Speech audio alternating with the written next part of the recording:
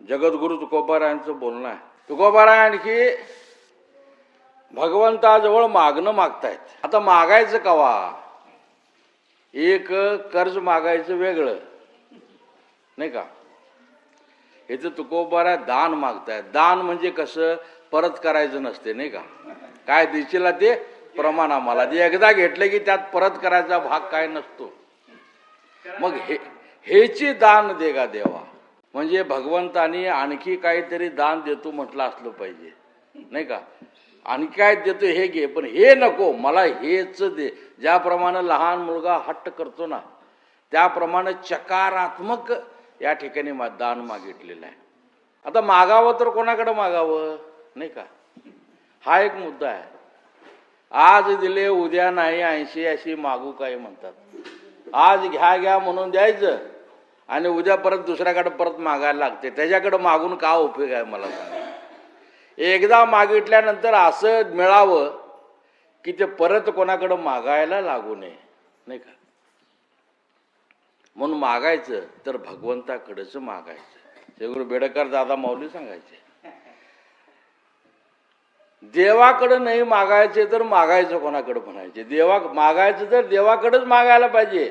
देण्यासाठी समर्थ जर कोण असेल या त्रिभुवनामध्ये, बाई भगवंत आहे. भगवंताशिवाय मागायलाही कोण नाही आहे. भगवंताशिवाय शरण जाण्याला सुद्धा कोण नाही आहे. भगवंता इतका समर्थ कोण नाही आहे. भगवंता इतका उदार कोण नाही आहे. बाकीचे आम्ही तुम्ही उदार आहे नाही आहे. आपलं काही काम असलं तेवढ्यापुरतं उदार आम्ही नाही का. घे घे घे. श्री गुरुदादा म्हणायचे, घरामध्ये काहीतरी एखादं वस्त्रदान करायचं असलं तर ह्यांना देऊया. ब्राह्मणाला हे कशाला, तो आचार्य येतोय की नाही त्याला द्यावं नाही का. तो आपल्या पुढं उपयोगाला तर पडेल कुठंतरी. असं ज्याच्याकडनं काहीतरी अपेक्षा धरून आम्ही दान करत असतो त्या दानाचा काही उपयोग नाही आहे. ज्याप्रमाणे मध्ये 15व्या अध्यायामध्ये पुष्कळ वर्णन केलेलं आहे. ज्याप्रमाणे लागलेली ज्वाळा आणि त्या ज्वाळ्याचा धूर जसा आकाशात जातो, त्याला परत यायचं काही साधन नसतं, त्याप्रमाणे दान असावं. म्हणून दानाचे अनेक प्रकार सांगितलेले आहेत, परंतु नामदेवराने अभंगच केलेला आहे त्याच्यावरती नाही. पाणी दिल्यावर काय होईल, मंदिर दाने काय होईल, भूमिदाने होशील नाही का. त्या ठिकाणी सगळं काय म्हणजे अनेक प्रकार दानाचे सांगितले. त्यातल्यात उत्तम दान कुठलं नाही का. भगवंताचं चिंतन, भगवंताचा आठव हे सगळ्यात उत्तम दान. म्हणून सुरुवातीला त्या ठिकाणी जगद्गुरु तुकोबाराय म्हणतात, हेची दान देगा देवा. दुसरं दान मला नको. तुम्ही दुसरं द्याल बरं. दान मागायचं, दान घ्यायचं कधी किंवा मागायचं कधी, माऊली ज्ञानोबारांनी वर्णन केलेलं आहे एका ओवीमध्ये. पेरुनी शेता जाईजे, पूजोनी देवो पाहिजे नाही का, आणि तोषोनी प्रसादू घेईजे अतिथीचा. शेतात जर जाय झालं तर काहीतरी पेरल्याशिवाय जर शेतात गेला, काय दिसतं आपणाला, तणकाटाशिवाय दुसरं काही दिसणार नाही आहे. पण आता देवाकडे बघायचं झालं तर देवाची यथासांग पूजा करून देवाकडे बघितलं तर समाधान होतं. किंवा एखादा अतिथी आला, आता अतिथी म्हणजे काही तिथीवार सांगून न येणारा नाही का, असा अतिथी आला आणि त्याला नुसताच आम्हाला आशीर्वाद देऊन जा म्हटलं तर दिल का देव. पहिला काय तर वाडा म्हणणार, खातो काय तर जरा, माझं कल्याण होऊ दे पोटाचं, मग तुम्हाला आशीर्वाद देतो नाही का. अन्नदाता सुखी भव. कधी त्याला काहीतरी घातलं तर तोषोनी प्रसादू घ्यायची अतिथीचा. तसं भगवंताला तोषलं पाहिजे, भगवंताचा संतोष व्हायला पाहिजे. दान मागण्यासाठी हा अधिकार आहे. माऊली ज्ञानोबाराय सुद्धा म्हणतात, आता विश्वात्मके देवे येणे वाग्यज्ञ तोषावे. आधी वाग्यज्ञ केला, 18 अध्याय पूर्ण झाले आणि 18 अध्यायानंतर मग म्हटले आता मला द्या. नुसतं मागितलं तर मिळेल नाही असं नाही आहे, पण मागण्याच्या पाठीमागं काहीतरी कष्ट आहेत. सहजासहजी मागून मिळत नाही आहे. ते मागितलं मिळालं तर तो भाग वेगळा आहे, प्रापंच काय असेल ते असेल. परंतु दान मागण्याच्या पाठीमागं पहिला ज्याच्याकडं मागायचं आहे त्याची सेवा घडली पाहिजे.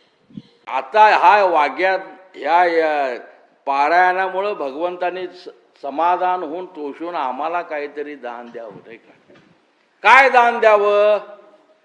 काय गाडी द्यावी, काय घर द्यावं, काय बंगला द्यावा, काय द्यावं? तुझा विसर न व्हावा. भगवंताला म्हटले काय दान द्यायचं असलं तर तुझा कधी विसर पडू नये. म्हणजे आम्हाला विसर पडतोय हे गच्च आहे. भगवंताकडं दान मागण्यासाठी ज्या सगळं संपूर्ण जगत ज्यांच्याकडं मागतं आणि त्यांच्याकडं तुकोबरायाने मागितलं आणि काय मागितलं? तुझा विसर न व्हावा. म्हणजे आपणाला विसर पडतो. का विसर पडतो? एक देह तादात्म्य जर जास्त झालं तर भगवंताचा विसर पडतो. किंवा बुद्धी जर आडमार्गाला जाऊ लागली तरी भगवंताचा विसर पडतो. विषयासक्ती वाढली भगवंताचा विसर पडतो. का पडतो? आणि आपण प्रापंचिक माणसं, एक आम्हाला कर्म सुटलेलं नाही आहे.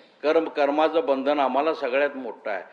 कर्म करताना कर्मामध्ये स्वातंत्र्य आहे पण भोगामध्ये स्वातंत्र्य नाही आहे. केले कर्म झाले त्याची भोगा आले, नाही का? कर्मामध्ये स्वातंत्र्य आहे पण भोगामध्ये स्वातंत्र्य नाही आहे. म्हणून कर्माचं स्वातंत्र्य आपल्याला आहे. पण कर्म कसं? भगवंताचा विसर पडून जर कर्म केलं त्याचा काही उपयोग नाही आहे. कर्म होत असताना कर्म आम्हाला चुकलेलं नाही आहे. आणि दोन प्रकारचे कर्म आहेत, एक पापात्मक कर्म आहे, एक पुण्यात्मक कर्म आहे, नाही का? भगवंताचं नामस्मरण करत असेल ही वाणी चांगला आहे. पण जर भगवंताचं नामस्मरण करत नसेल तरी गप्प राहणारे वाणी नव, ही प्रपंचाचं करत असते. कुणीकडचं तर एक बाजू आमची सतत चालू असते. म्हणून भगवंताचा जर आठव नसेल तर संसाराचा आठव हा आमचा ठरलेला आहे, प्रपंचाचा आठव हा ठरलेला आहे. म्हणून देह तादात्म्य जास्त झालं, विषयासक्ती जास्त झाली तर आम्हाला काय होतं? प्रपंचाचा आठव, प्रपंचाची आसक्ती ही जास्त होते आणि त्याच्यामुळं भगवंताचा विसर पडतो. आणि भगवंताच्या विसरामध्ये जे काही कर्म होतील ती सगळी कर्म कशी आहेत? ही आम्हाला अधोगतीला घेऊन जाणारी कर्म आहेत. फक्त भगवंताकडे जाणारं कर्म तेच आम्हाला तारक कर्म आहे.